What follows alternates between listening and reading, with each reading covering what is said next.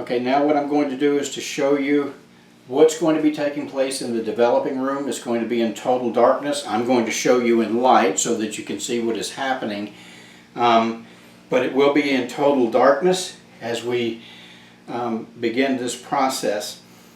The first thing I do in the light is I lay everything out in a nice, what I feel like is a logical order. I have my exposed film, can opener to open the canister with, which by the way, don't begin to open this canister in the light because your film will be ruined.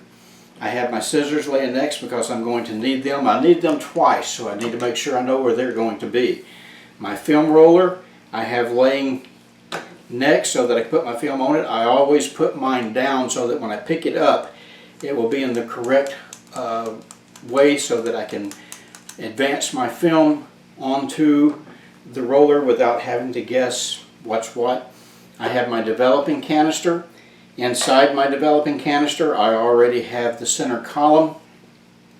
Note that without that center column, light will be able to get into the canister, and that also will ruin your film. I have the top next, so that when I get everything in here I can place the top on, which makes this light tight. Okay? Now, just to give you an indication as to what it's actually going to look like in the developing room, I am going to take a moment and have the lights turned out here. This is how much light you're going to have to work with inside the developing room. We can have no light whatsoever. I'm sure you've heard me say that before, but I'm going to emphasize it once again.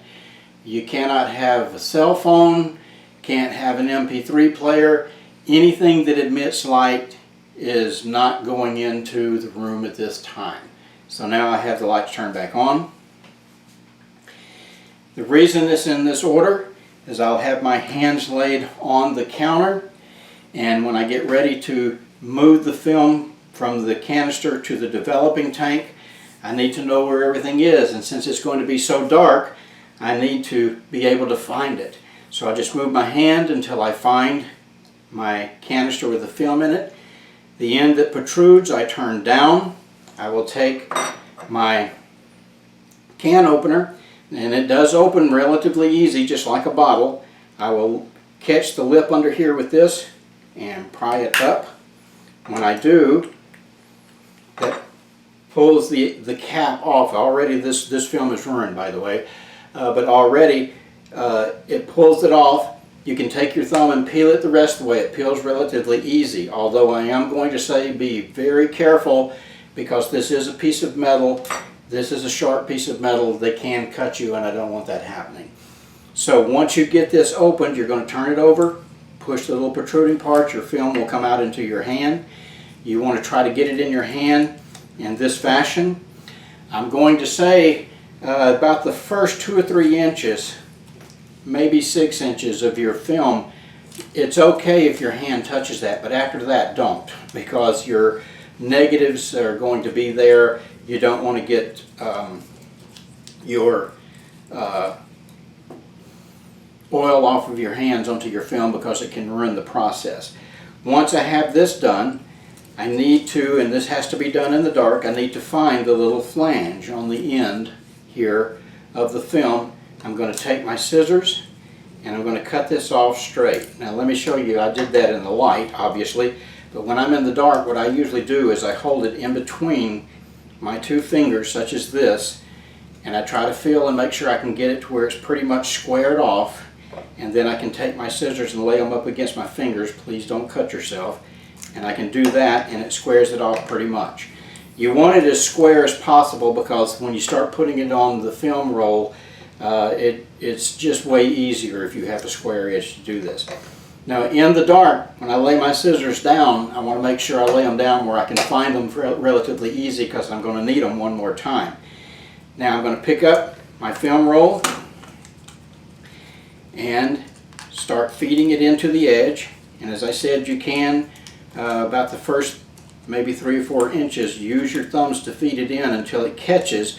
There's 2 little bitty tiny ball bearings there that catches the film and holds it into place.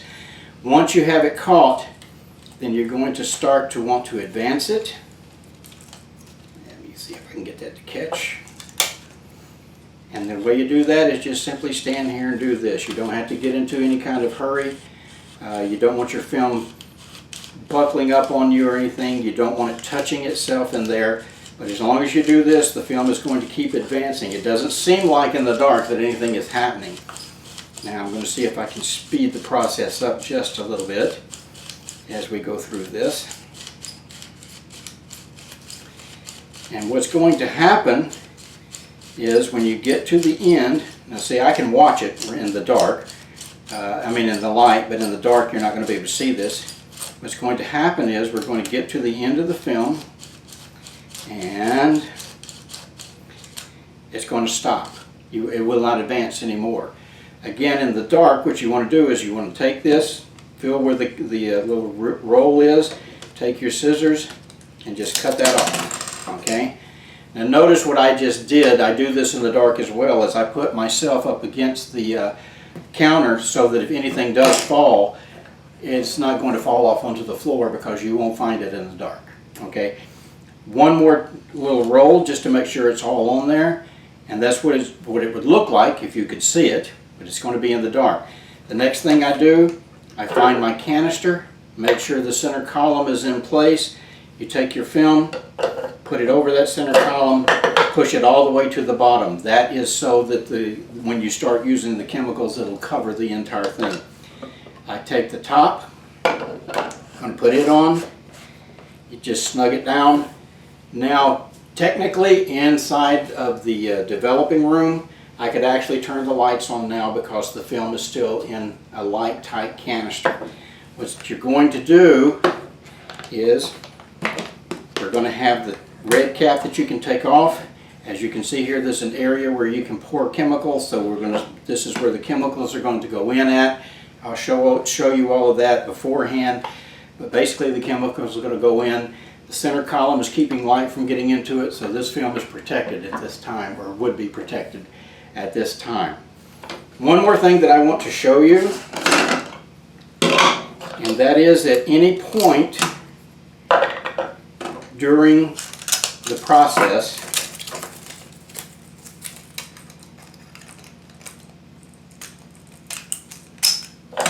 if you have trouble with your film and you can't get the cap off or all the way off, or you can't seem to get it started on the roller, as long as the inside of your developing canister or the developing tank is dry, you can take this film, make sure the center column stays in place, put this in here, you can put the cap back on it, as so. Now you can turn the light on and come get me and say, hey, I need help. And what will happen is that I will come into the room with you, we'll turn the lights back off, I will open the film back up, we will pull it out, and I'll see if I can't get it on the roller for you. If I do get it on there, I'm probably going to hand it back to you to let you finish the process from there, but understand that I can't leave the room because the door would have to be open, the light would get in, it would ruin your film. So we will stand there until you get it into the canister.